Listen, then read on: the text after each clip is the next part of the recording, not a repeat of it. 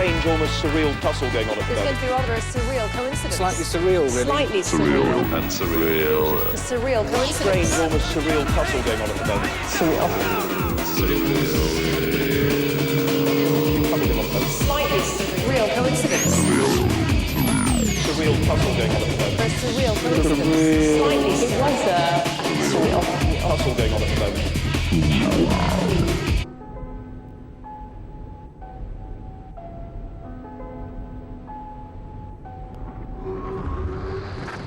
Surreal. Totally surreal. Well surreal. Double surreal. What does surreal mean? Does it mean anything? Is it merely a synonym of strange, lazy fancy speak for weird? What do you, the people, think it means?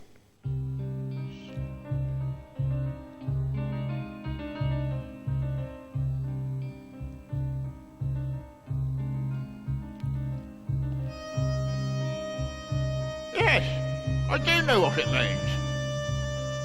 Is that it then? Funny peculiar? Funny ha-ha? Well, spot of both, I suppose. So I'm booting with a Bailey's top, my brother.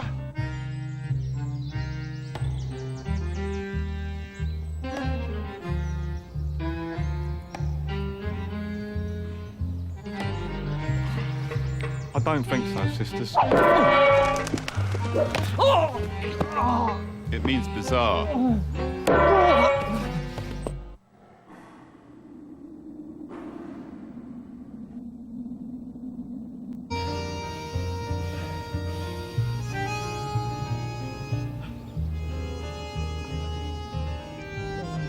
It's that bizarre feel, isn't it?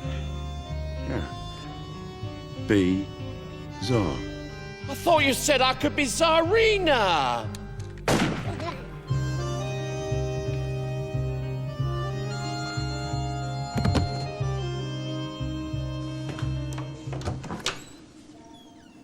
It does mean bizarre, but the tamed end of bizarre. The surrealists of the 20s and 30s took the bizarre out of the wild and incarcerated it in a zoo. They domesticated a feral instinct, expunged the savagery, sought to keep it for themselves and their precious movement. When, of course, the irrational really belongs to all of us, to all ages, if not to all cultures.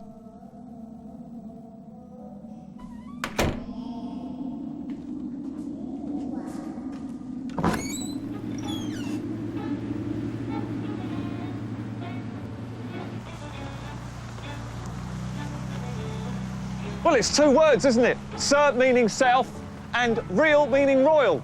Royal South. Surreal. Olé. Wrong. Wrong etymology. But surrealism did come from the South, and the artist with whom it is regrettably most readily associable, the 20th century's aptest anagram, Avida Dollars, was nothing if not a fawning royalist.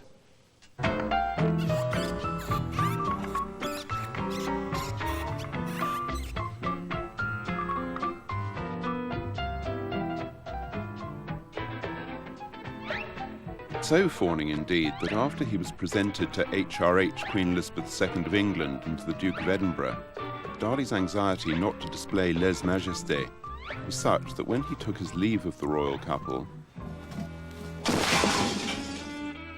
he declined to turn his back on them.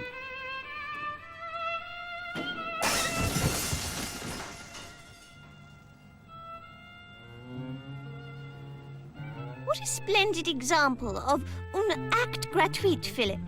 How generous of Senor Dali. To destroy is to create, old thing. Totally surreal. Do you remember that story Uncle Louis's friend from the old country told us about Senor Dali? Oh, what was he called? Herr Max Ernst. He was well surreal. But what was the name of that common little man who... Unwell. Too surreal by half, if you want my opinion. Senor Dali was quite right to get him sacked. Maurice Bonewell was called in by his employers and asked if he'd made this impious atheistic film which Salvador Dali had disowned. Buñuel said, yes, of course. And they sacked him. Anyway, a few days later, Buñuel and Dali run into each other on Fifth Avenue. Dali sticks out his mitt, which Buñuel refuses to shake. Buñuel says, it was you who got them to give me the boot, wasn't it? And he stuck one on him. Monsieur Buñuel, you hit Salvador Dali. Is that correct?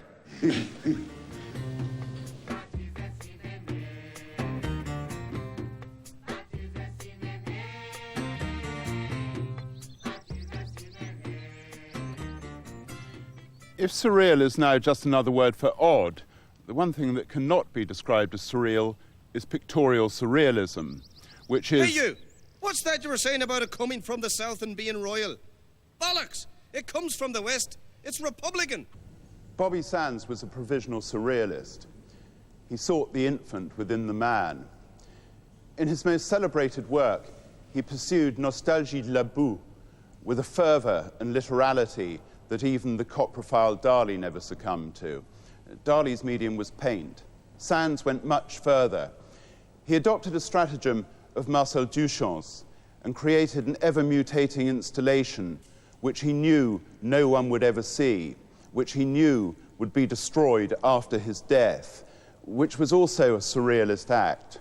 Gratuitous, anarchic, irrational, romantic, and truly heroic. Holy Mary, Mother of God, Holy Mary, Mother of God, Holy Mary, Mother of God, Holy Mary, Mother of God!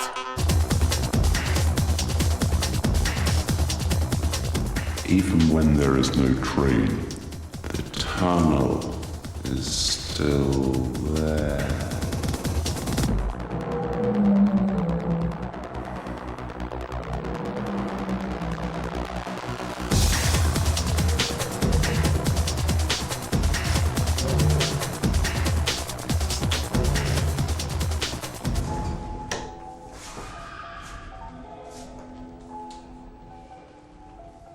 To the British, Hitchcock is a manufacturer of thrillers, and Lewis Carroll is a mere children's writer. Continental Europe regards them differently, reveres them as great artists, inventors, artificers, de facto surrealists, who delve, literally as often as not, beneath the surface skein of the observable world.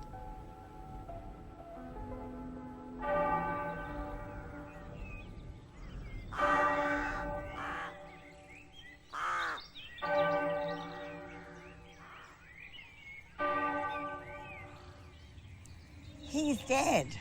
I'm not. I'm forever. So's Lewis Carroll. Not so forever as me, my dear. The Creator lives merely by leave of his creatures, his creations. They buried me here in 1934. I am forever, aren't I?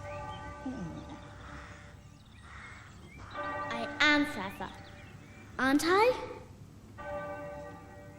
That's the power of myth, of art, of fiction, of imagination. It causes eternity to beckon. It kills off the notion of there being no life after body death.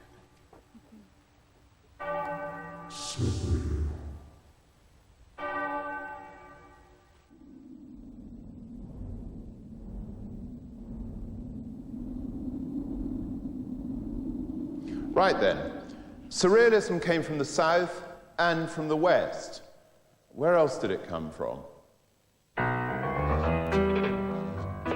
This map, published in 1929 in Variété, shows where the surrealists thought surrealism came from. It's a cartographic homage to the cultures that they believed to be their sources and their inspiration, that they believed they owed a debt to. They'd merely plundered them. But that's the European way. Colonization through appropriation. Thus Labrador, Russia, Alaska, Polynesia, and Ireland are inflated. Not everybody knows how I killed old Philip Matford, smashing his jaw in with my spade. The USA and Spain don't exist. Africa, France, and Britain have shrunk. These are neat enough gags, but they're evidence too of vanity and delusion. The diminution of Africa is especially telling. African art had been influential on Western artists since the turn of the 20th century. It was a way out of the continuum of the Renaissance. The Surrealists wanted to be different. So, out with African art and in with Inuit art, Easter Island art.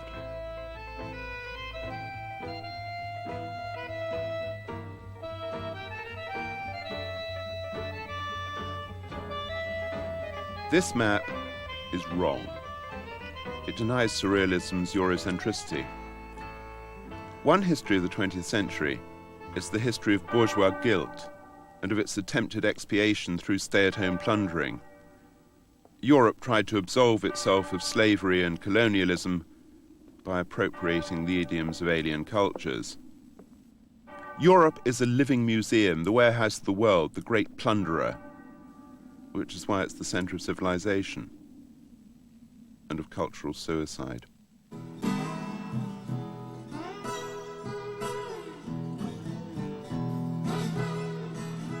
Can blue men sing the whites? Yeah. Or are they hypocrites? A more accurate map of Surrealism looks like this.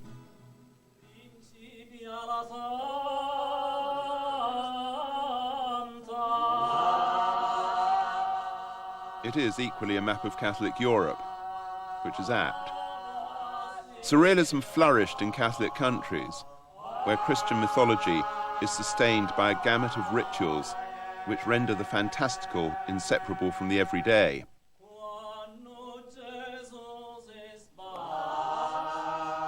The dourness and unimaginative literality of Protestantism produces dourly, unimaginative naturalism.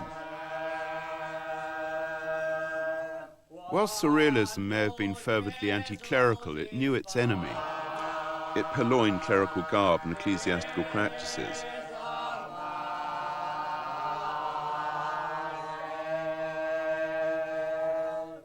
Surrealism was born of the religious impulse, of a desire for mysteries, but not the old threadbare mysteries, though it certainly adhered to the conviction that there is more to it all than the objective world.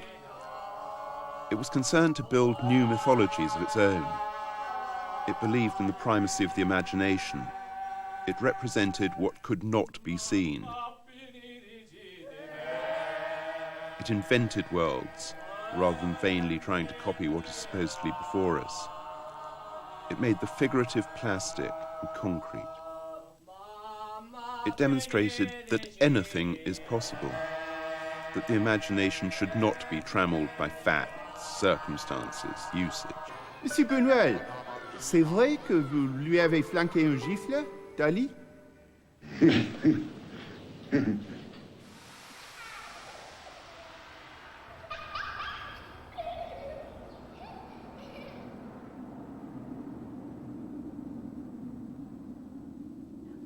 My dear, I hadn't noticed how you changed. You hadn't met me before 5 pages or 7 minutes ago.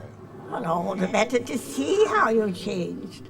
And my, you have lost weight. Yes, I have. And I don't know where to find it. And he doesn't know where to find it. I'll show you. I'll show you where to find it. I'll help you. I know where it'll have gone.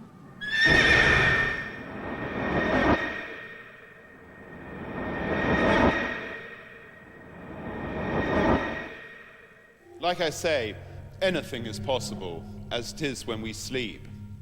What happens when we REM? The world is reordered according to our desires and anxieties.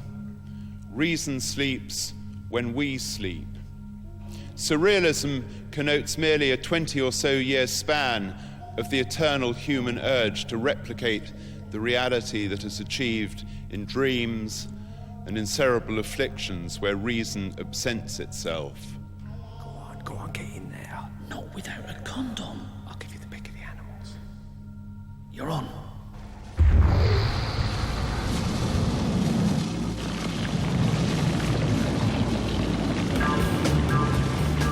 That eternal human urge seeks to replicate in art what we experience through trance and narcosis when we will reason to absent itself. In pre-childhood, where we have yet to learn it, to learn anything save the luxury of uterine dependence. The urge has always been with us. It merely lacked a name till Guillaume Apollinaire came up with surrealism. The Surrealist movement ludicrously attempted the codification of that urge. Its commissar, André Breton, imposed rules where there can be no rules. But then he was no artist and not much of a writer. He was the prototype of the Stalinist cultural impresario.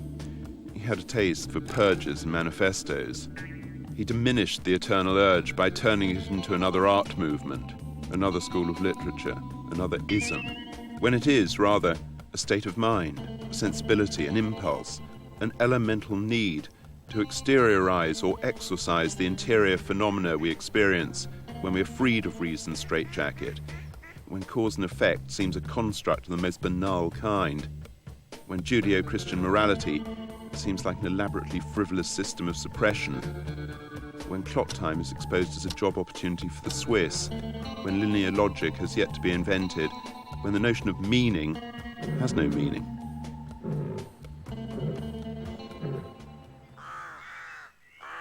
And now, Orange Mulligan's Milligan's Orange.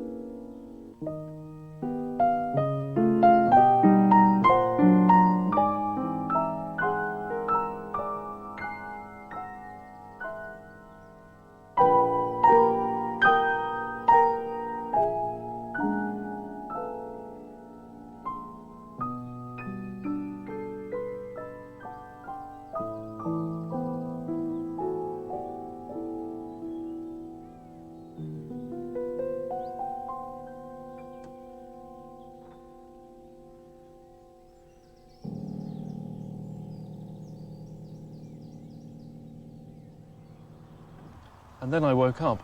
It had all been just a dream. The journey in time is one of the four cardinal devices of fantastical narrative. The others are the double, the contamination of primary reality by secondary reality, the work within the work.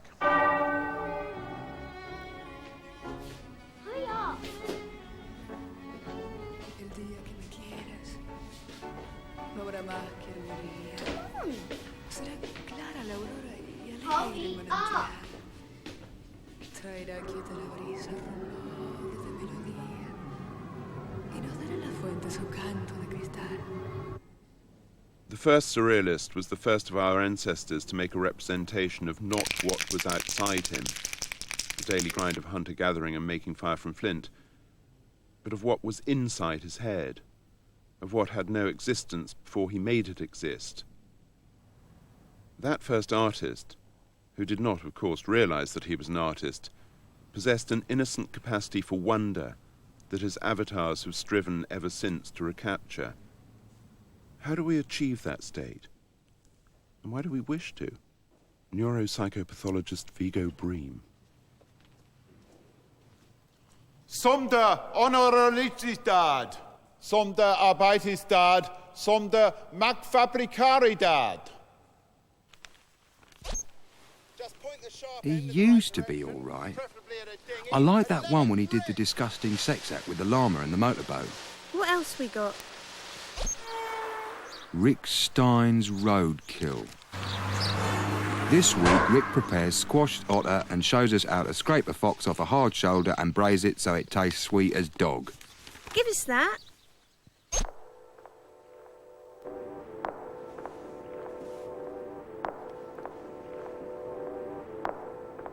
The Aberdeen typhoid outbreak of April 1964 was caused by contaminated corned beef.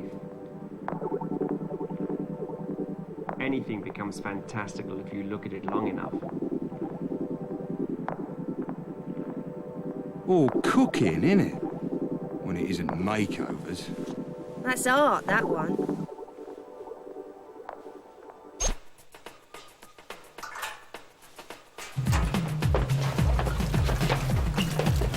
He's heterosexual, you know. You missed that one the other week when he dropped his hot lunch on those people's carpet and just left it steaming there.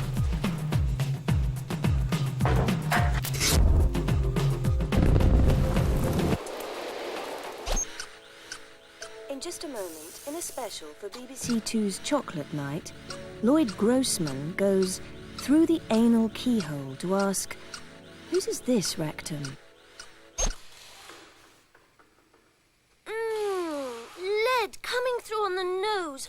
Ooh, big saturated branch chain, hydrocarbons saying hello to daintier effete proplenes, chunky moleculed butylenes pushing through in a devastatingly complex finish.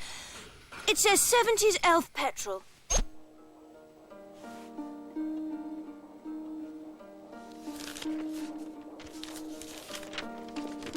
Oh, there's that quiz with what's-his-face on 24. Give us that.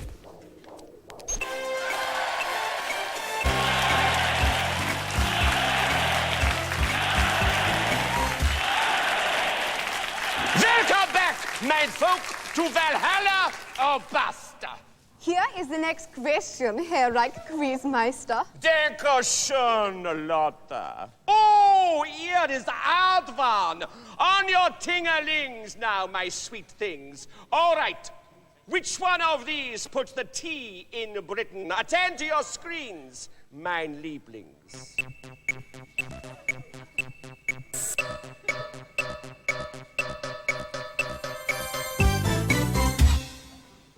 Were it Mrs. Thatcher? No!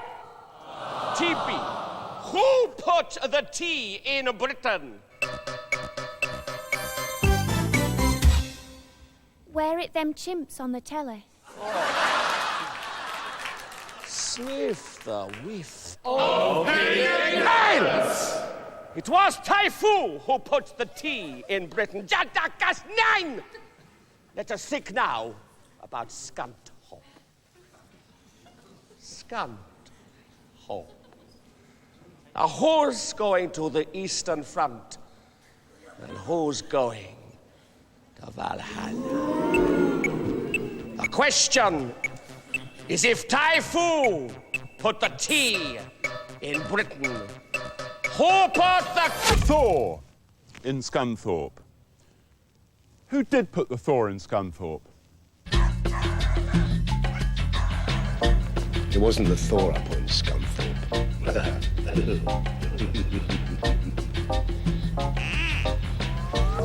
I want to state unequivocally that I did not put the Thor in Scunthorpe. I was out picking up boys that day. I would have loved to put the Thor in Scunthorpe. Look, Squire, anyone, but anyone, who suggests it was me who put the Thor in Scunthorpe gets what's owed to them. I'm the Thor in Scunthorpe. What? What you want now, eh? What do you want from me, eh? Always going on. That's you, all the time. And what are you staring at? You. Yeah? Hey, what you want, you? Look at you just standing there. You useless, aren't you? Hey, aren't you? You're just bloody useless. What are you staring at as well? No, you're even more useless than they are, aren't you? What good are you? All you ever do is eat grass. You bastard. Oh, I never liked him. The Mad Hatter. Hatter? Mad Hatter? Oh, don't be so silly. The illustrator drew a hatter, so it had to stay a hatter.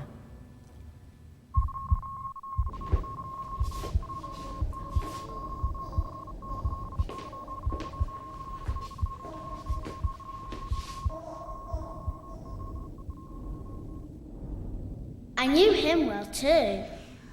We all find our route to immortality, even if it is in liquid form. Was it you who put the extra tea in Hater? Maybe.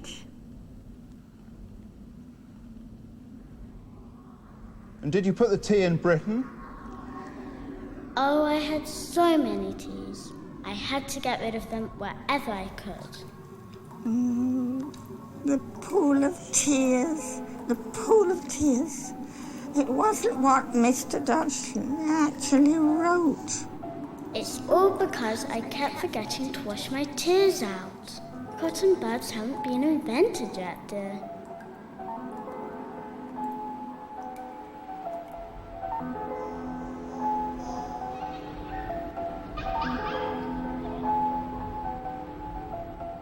I never leave a door open to this day. I don't want to get a chill because of the drafts. See what I mean? I'll get a chill now. Goodbye. Hang on. You said you were going to help me find the weight. I have. This is the waiting room.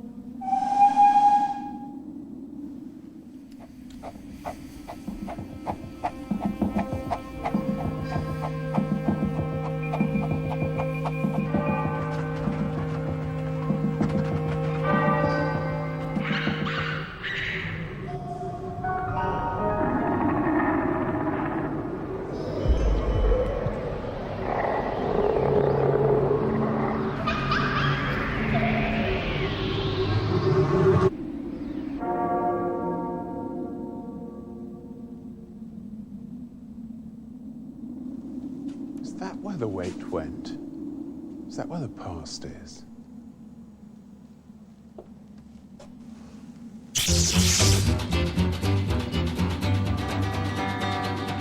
Last train to San Fernando. Last train to San Fernando. If you miss this one, you'll never get another one. Beady-dee-dee-bum-bum to San Fernando. Last night I met my sweet Dorothy. She said tomorrow I know it's sleeping and will leave. And if you like, all right. Oh, you can take me out tonight. We can find a time and get back to time. But the last train to San Fernando. Last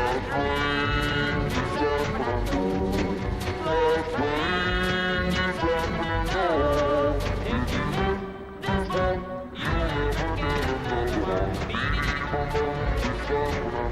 Last train to San Fernando. If you miss this one, you'll never get another one. Beady-dee-bum-bum to San Fernando. This country relegates Carroll to the status of children's writer out of fear of what he might release, out of fear of what he tapped into. He is an affront to the canons of common sense. To describe him as childish, silly, nonsensical is a way of trying to render him harmless. He's a high master of irreason, and it's an irreason of his own devising. It's not religion, which is the reason that is permitted and controlled, the way that tobacco and alcohol are the drugs that are permitted and controlled. The irony is that the more irrational a church is, the more potent and literal its myths, the more it is likely to excite an appetite for extracurricular reason. It's no coincidence that Carroll, a cleric, wrote at a time when the stronghold of the English church over this country's imagination and psyche was at its height.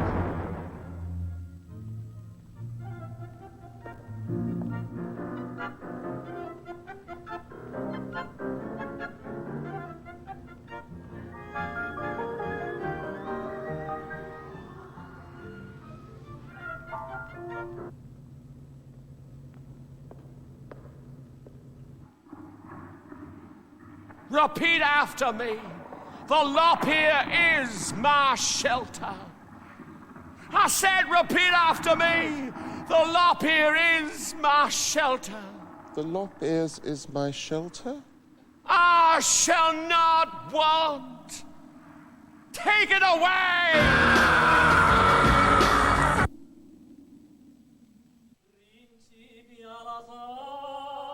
He maketh me to lie down on green pasture.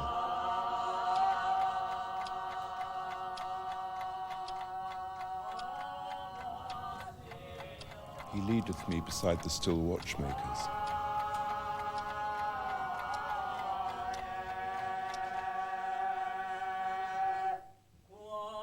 He restoreth my soubrette.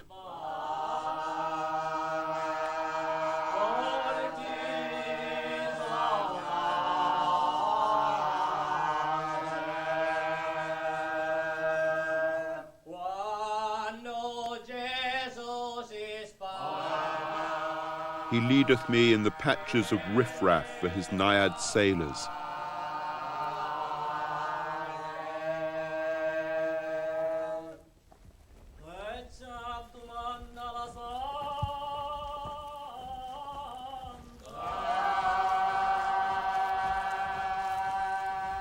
Yea, though I walk through the valley... I alter so chilling a phrase. The psalmist was a surrealist. Yea, though I walk through the valley of the shadow of death, I will fear no evil.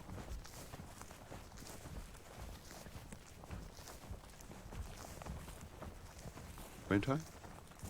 Won't I fear no evil? The potency of that phrase obliterates and contradicts all hope. Pious optimism has no chance against it. When I was a child, I believed that this place really was the Valley of the Shadow of Death. I believed I had found the exact location. I believed that from the moment a cloud occluded the bright summer sun.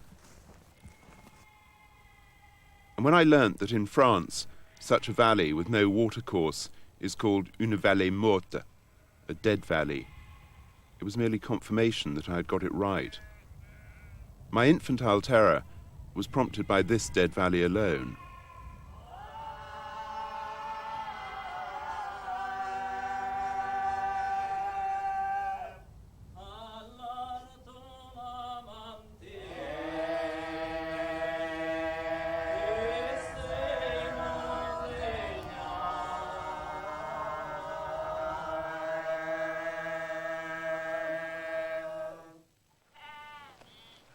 Now, this kindred landscape 3 miles away was different. It was wholly benign. Had a cloud switched off the sun here, it would have been no more than meteorological happenstance. When I lay in bed at night as a child, this is where the sheep that I counted to put me to sleep jumped over a gate. I don't know why they should have lived here. I don't know why the French for white horses is les moutons blancs. But I do know that what is remarkable is not the difference in figurative animal, but the instinct in both languages for zoomorphic simile. La mer qu'on voit danser le long des golfes clairs a des reflets d'argent. La mer, des reflets changeants sous la pluie. La mer, au ciel d'été, confond ses blancs moutons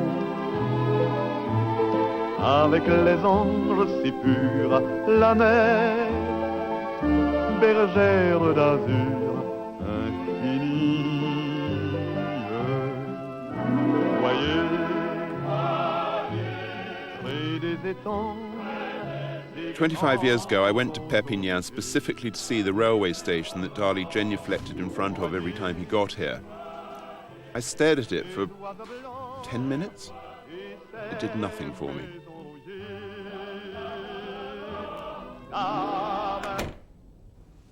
We don't elect the places that touch us. Sense of place is not analogous to such primary senses as smell and touch. The topographical epiphanies we suffer as children are signs of incipient sentient capacities, for wonder, for imagination, for investing the exterior world with properties of our own devising. Particular places speak to us. They act as a trigger for this amalgam of qualities which adds up to a nascent aesthetic sense. We make our own version of these places. We possess them. They infect us and we infect them. They're catalysts of a signal awakening. So it's hardly surprising that we should eternally return to them in the hope of retrieving those sensations of childhood. And we're grateful when serendipity grants us those sensations in adulthood, because they transport us back to childhood, to that time of our life when we are most susceptible to mystery. That time of our life, a month then is a day now, though 60 seconds is still a minute, a faster minute. That protracted time when we slough off innocence. All that innocence means is knowing fuck all. And the idea that children know fuck all is a fiction of politicians, churchmen, Rotarians, Mr. Tony Tartuffe, and so on. There's a vast gulf between surrealism and demagoguery. The former's impetus is to abandon all control, to let it roll, let it jelly roll.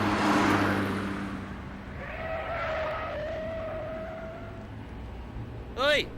Taxi for the chappie looking for the lost weight? Is that you? Yes. Get in then. Ah, we'd all bust up most acrimonious like in moist groin. It were much more than a marriage. That's what made it so painful. But musically, we'd grown apart. The way people do. I was into totally progressive sounds. But for Mutilator and Slasher, it were novelty numbers or nothing. How much is that doggy in the window and that malarkey? Now, then there was what I'd call irreconcilable differences. Over the colour of our coats and the direction we should go in. I wanted to go in the Kidderminster direction, but they wanted to go in the Warsaw direction. I mean, end of story. Have you ever heard of anybody in Warsaw who bought an hot dog from a couple of lilac poodles in a van called Moist Groin playing nothing but novelty records? No, mister.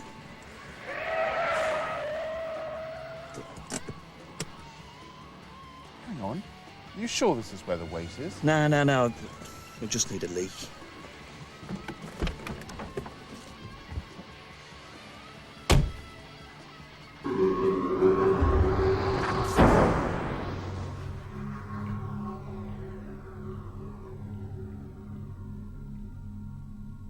There's only a letter's difference between artistic and autistic. There's only a letter's difference between cosmic and comic.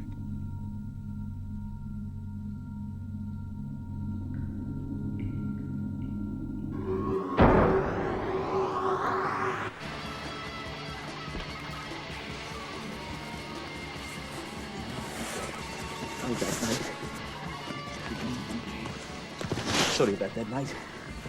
No. In private.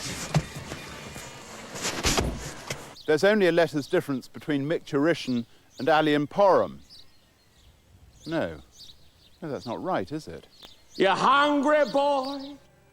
Snack? Oh, I just love to get some egg on my soldier. Where's the nearest army camp? The professionals. One day Kosovo, next day ovine sacrifice.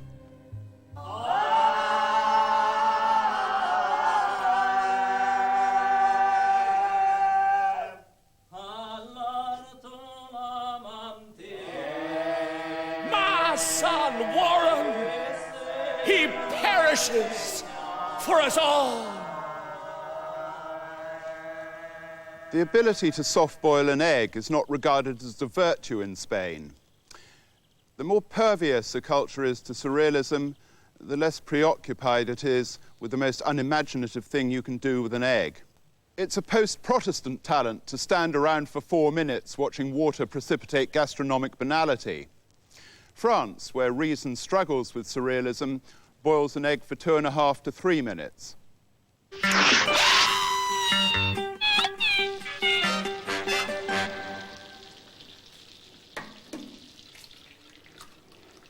When it comes to cooking an egg, it's not that difficult.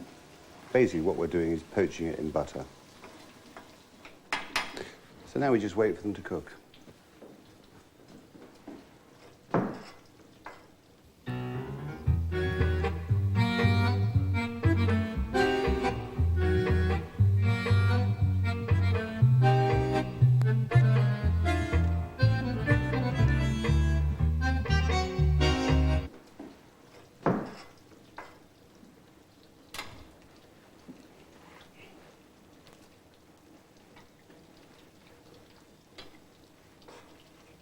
come on, get on with it. This program's going to be over in a minute.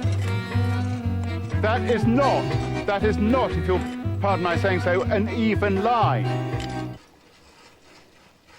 So what we're trying to achieve, soft white, soft yolk.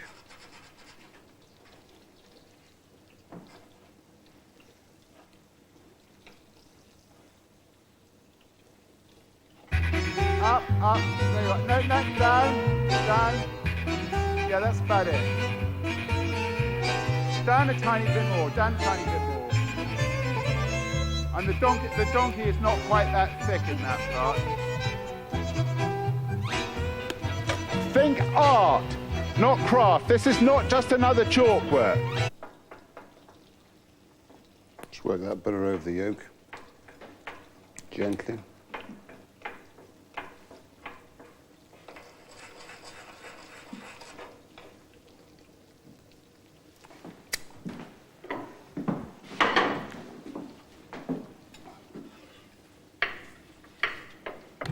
If you two had bothered to look at the map the way I told you to, you'd have seen that the hachures are close, the contour lines are close. Which means that the hill is steep. You don't seem to have taken that into account. You're going to end up spending the rest of your lives working on white horses. You had a chance here, I gave you a chance, it's a white donkey. You come and do it then.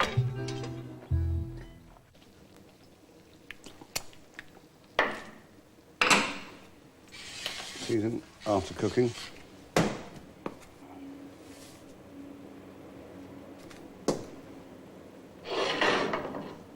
Two eggs.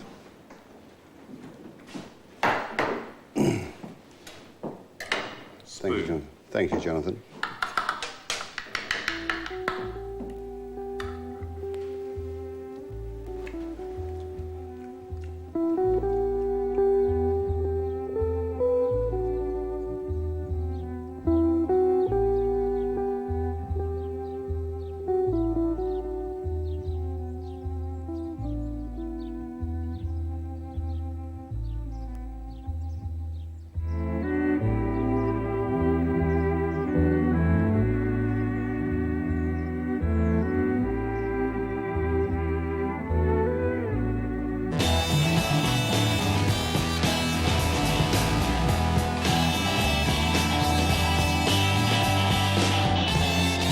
A short film next on BBC Knowledge. There's no sign of convention. It's surreal. It's Un Chien Andalou next.